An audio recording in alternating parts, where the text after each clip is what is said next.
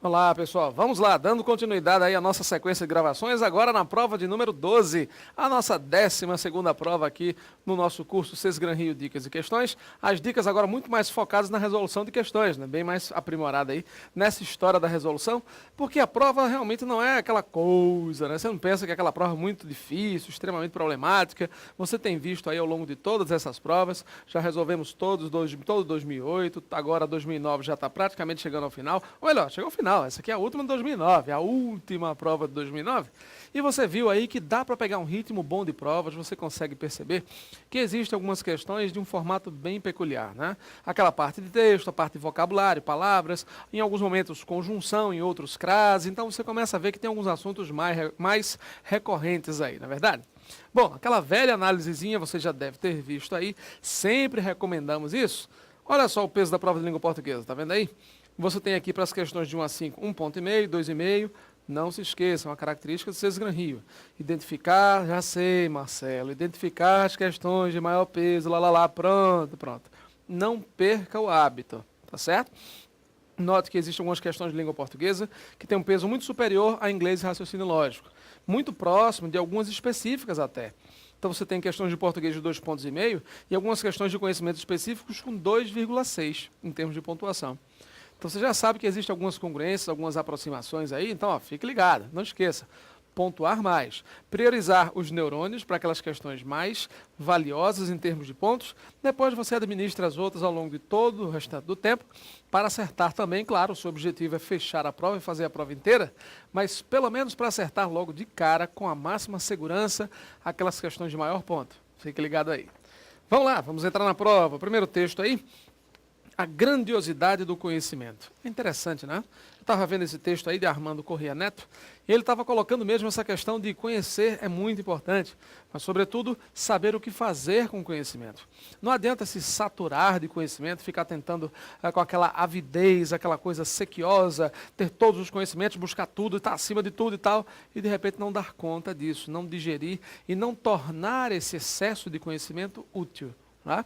Há muitas pessoas, como ele falou aí, que se contentam apenas em acumular conhecimentos. Acumular são os acumuladores de conhecimento. Né? Mas aí as pessoas pouco utilizam essa gama de conhecimento, esse manancial aí de informações, para coisas efetivamente profícuas, né? Coisas produtivas, proveitosas efetivamente. Um texto curto, um texto tranquilo, eu não vi nenhum problema de vocabulário, nada. Tenho certeza que você deve ter lido esse texto aí com muita tranquilidade. E as perguntas também não são tão problemáticas, né? Aquela questão da grandiosidade. Note que na questão 1, ele já começa a colocar no enunciado assim: a grandiosidade do conhecimento para o ser humano está. Então veja, a grandiosidade do conhecimento é exatamente o título do texto. Quando ele faz essa pergunta já na primeira questão, quando ele abre a prova já com essa coisa aí, pega o título e estampa, tá? A grandiosidade do conhecimento finalmente é o quê? Então, de uma forma geral, ele está tentando avaliá-lo ou avaliá-la, avaliar você, então você que é mais, é mais impessoal, né, para você que está aí do outro lado. Então, claro, ele tenta avaliar você num critério muito simples, aquela velha história, né? Você compreende, então, após a leitura do texto, o que seria isso que o autor chamou de a grandiosidade do conhecimento? No fundo, é exatamente o quê? Trata de quê, efetivamente? Ou seja, você vai demonstrar o seu conhecimento e a sua compreensão sobre a leitura que você fez. Percebeu? É como se fosse a ideia-chave do texto aí, né? É uma forma diferenciada de se perguntar qual a ideia-chave do texto, a ideia global. Vamos dar uma olhada então, veja aí. Sesgran Rio, tá? Economista, você já sabe, a provinha está na sua mão, aquela coisa toda, vamos lá. Ele coloca aí.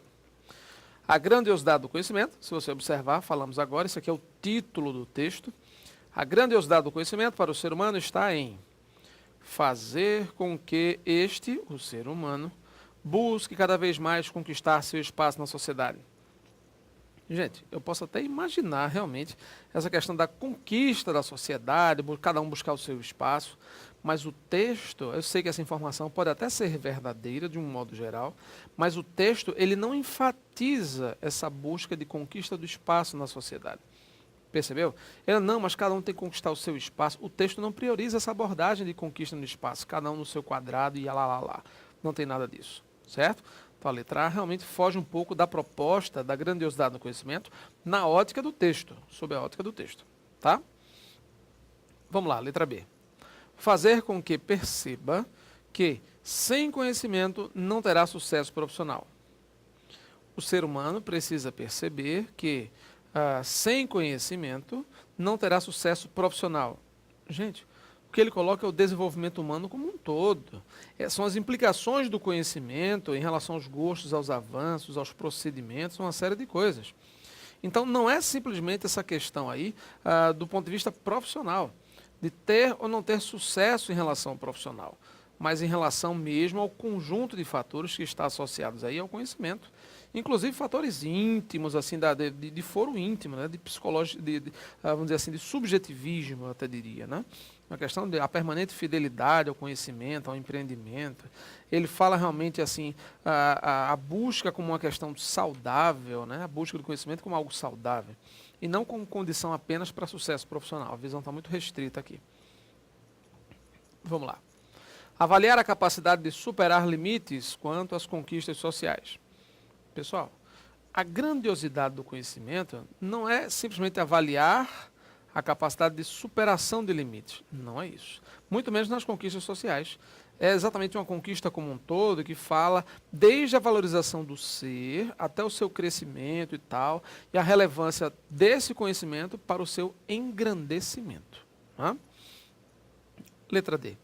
Testar sua capacidade de conquista não é conquista. Ok. Na letra E, claro, a única que resta agora aí para você, né? Impulsionar o ser humano, tá aí. A grandiosidade do conhecimento para o ser humano está em impulsionar a vida, conjugando saber com prazer. Impulsionar a vida, conjugando saber com prazer. Quando é que ele fala isso? Veja que na linha 15 ele fala, a fim de proporcionar o prazer causado pelo sentimento, e não o pesar em ter imputado àqueles que se empenham mais em acumulá-lo que usufruí-lo. Então não vale ficar simplesmente acusando os outros, é tentar conjugar, conciliar o saber com o prazer. Ele enfatiza isso aí no final, né? Então não é simplesmente consumir o conhecimento. Impulsionar a vida, de que forma? Como ele está falando aí. O que ele está colocando, ele fala muito nessa questão da impulsão na vida aí, como o engrandecimento, o desenvolvimento humano. Percebeu? Então eu tenho um desenvolvimento e um engrandecimento, conjugando exatamente saber com prazer. Esse é o ponto-chave. Certo? Beleza? Resposta certa, letra E. Vamos avançar. Vamos lá. Questão de número 2.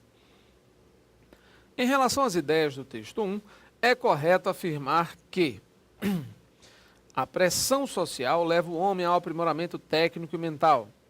Gente, o texto ele não prioriza a questão da pressão social para o aprimoramento técnico, né? O que ele está colocando é exatamente que o conhecimento transforma a vida do ser humano. Claro, vai conduzi-lo a um aprendizado diferenciado, às mudanças, a aspectos de valores realmente. O que ele coloca é que nesse movimento de busca realmente, a sociedade cobra. Então, existe uma pressão social? Sim, ele disse aí no próprio texto, né? Essa questão aí na linha 8, os seus benefícios, a sociedade cobra com vigor a permanente fidelidade nesse tipo de empreendimento, ou seja, na busca do conhecimento. Agora, não é necessariamente o aprimoramento técnico, né? Então, de uma forma ou de outra, houve uma restrição aí, porque a questão do conhecimento é geral, conhecimento como um todo. Na letra B ele coloca valorização do conhecimento, tá? Porque a valorização do conhecimento está relacionada à sua significância para o homem. Essa é a resposta certa. Mas por que essa questão da valorização do conhecimento? Que história é essa da significância? Gente, ele coloca exatamente aí esse contexto do avanço na direção, claro, para a condução do equilíbrio, né? O homem busca o equilíbrio e essa valorização do conhecimento pode estar associada exatamente a essa importância. Ele disse que o conhecimento é importante para o homem, claro. Por quê? Porque o conhecimento transforma a vida, não transforma? Ele coloca isso logo no começo do texto aí. Se você observar que ele diz assim, logo na linha 1, pode ver no texto aí, o conhecimento transforma a vida do ser humano, levando a aprendizado e a mudança. A valorização do saber cresce conforme se entende a sua relevância no desenvolvimento. Pronto. Essas 4 linhas aí dizem tudo. Falam exatamente sobre esse contexto aqui, não só da valorização do conhecimento, porque as 4 primeiras linhas falam exatamente o papel do conhecimento na vida das pessoas, que estimulam, fomentam o desenvolvimento, o crescimento pessoal, etc. Então você já vê realmente que as coisas estão num ritmo bem diferenciado aí. Você já vê que as coisas realmente têm um caráter bem diferenciado quando ele coloca o conhecimento como um dos requisitos aí da felicidade, da grandeza do ser humano. Certo? Vamos avançar, veja aí. Eita, a garganta. Essa semana toda, né, gente? Você tá vendo aí? Rapaz, esse cabelo não fica bom desse pigarro, não. E olha que eu não fumo, hein? Vamos lá. A aquisição de conhecimento depende do grau de equilíbrio de cada um. Bom, não é questão do grau de equilíbrio, né? O que ele falou em equilíbrio foi lá no final do texto, né, no final do segundo parágrafo, na linha 14. Ele coloca nas linhas 13 e 14 aí. Avança-se de forma extremada numa direção que inevitavelmente nos reconduzirá ao equilíbrio. Então não é a aquisição do conhecimento que depende do equilíbrio. Esse volume de aquisição do conhecimento, essa forma toda, né, da maneira como ocorre, essa direção que ele fala, esse avanço que acontece aí na direção do conhecimento, nos reconduzirá realmente ao equilíbrio. Não é que dependa do equilíbrio, é que esse contexto, nas circunstâncias em que ele ocorre, é que irá nos conduzir para um equilíbrio. Viu a diferença agora? Então, muito cuidado aí para não pensar que o equilíbrio é pré-requisito para esse negócio aí. Não tem nada de pré-requisito, não. Então, muito cuidado para não confundir, certo? Ok, a aquisição de conhecimento nem sempre opera mudança na vida do ser humano. Sempre opera. Ele fala que é agente de mudança, é instrumento. Já diz isso na linha 1 e 2. Nas linhas 1 e 2 aí. O conhecimento transforma a vida do ser humano, levando-o à aprendizado e à mudança. Então, nem sempre opera a mudança. Bom, ele nos leva a isso, né? Então ele coloca exatamente aí. Letra E. Busca obsessiva de conhecimento. A busca excessiva de conhecimento é uma contingência do mundo moderno para o crescimento social. Não é questão só do mundo moderno para esse crescimento, mas a busca íntima do ser humano, claro, né? Nisso que ele diz que faz parte do desenvolvimento humano. Agora, o texto reforça, você sabe disso, é que não se deve ter a questão da busca obsessiva no que ele chamou de consumo de conhecimento, né? Agora, claro, eu tenho que estar saudável, tranquilo, equilibrado nessa busca e não posso simplesmente me atordoar e ficar ávido, sequioso, buscando o conhecimento e tal, e tem que ser, prejudicando o meu equilíbrio, a minha forma de lidar, de agir com essas coisas. O que ele está colocando aí é que o homem deve buscar um equilíbrio. E ele escreve textualmente isso aí. Ele coloca, deve buscar um equilíbrio. Pronto. Avança de forma extremada e tal para conduzir o equilíbrio. Aí depois ele diz aí, na linha 16, pronto, tá aí, localizei. O exagero faz parte do desenvolvimento humano. Você está vendo aí na linha 15 para a linha 16 do texto. Ó. O exagero faz parte do desenvolvimento humano. Todavia, ele deve encontrar o seu meio termo, a fim de proporcionar o prazer causado pelo conhecimento. Se ele pensa em buscar o prazer proporcionado pelo conhecimento, é claro que o próprio texto legitima isso, uma certa noção de equilíbrio, uma busca desse equilíbrio, até para que as coisas comecem a se organizar na cabeça do homem e ele abandone essa postura obsessiva de busca. Veja aí. Essa busca obsessiva é exatamente o que ele fala aqui, ó, na letra E. A busca excessiva de conhecimento é uma contingência. Tá, mas não, pode até ser uma contingência, o que ele diz aqui, contingência mesmo como uma obrigação ou algo que é um requisito, não tem nada disso, né? Já sabe que isso aí está furado. Ok, questão de número 2, resposta certa, letra B de bola. Cabe mais uma, vamos lá. Questão 3. Que tem imputado aqueles que se empenham. Ocorre o acento grave. Opa, ninguém sabe, né? Aquela velha questãozinha de crase que ninguém conhece na CES Gran Rio, imagina, né? Ninguém nunca viu. Na crase, não é de jeito nenhum. Assinale a opção cuja letra A também deve receber acento grave indicativo de crase. Referiu-se à busca. Pô, já, bicho? Foi imediato aí. Quem se refere à busca, é palavra feminina. Claro, tranquilo, redondo. Dia a dia, agora sem hífen, hein? Dia após dia. Isso aqui, advérbio já era sem hífen, né? Mas o dia a dia cotidiano também está sem hífen agora, viu? Só existe essa grafia, não esqueça não. Dia após dia, palavras repetidas, não ocorre crase. Nada falava a respeito de, mas não é locução prepositiva a respeito de? Respeito é palavra masculina, o respeito. Então não ocorre crase aqui. O conhecimento atinge a todos. A singular diante de palavra no plural, não pode. Todos é palavra masculina, todos é plural, todos é pronome. Três grandes razões aí para você não acentuar esse A. Vamos lá. Até porque o atinge também não exige A, né? Atinge algo, verbo transitivo direto. Mais uma razão, 4 razões aí, olha só.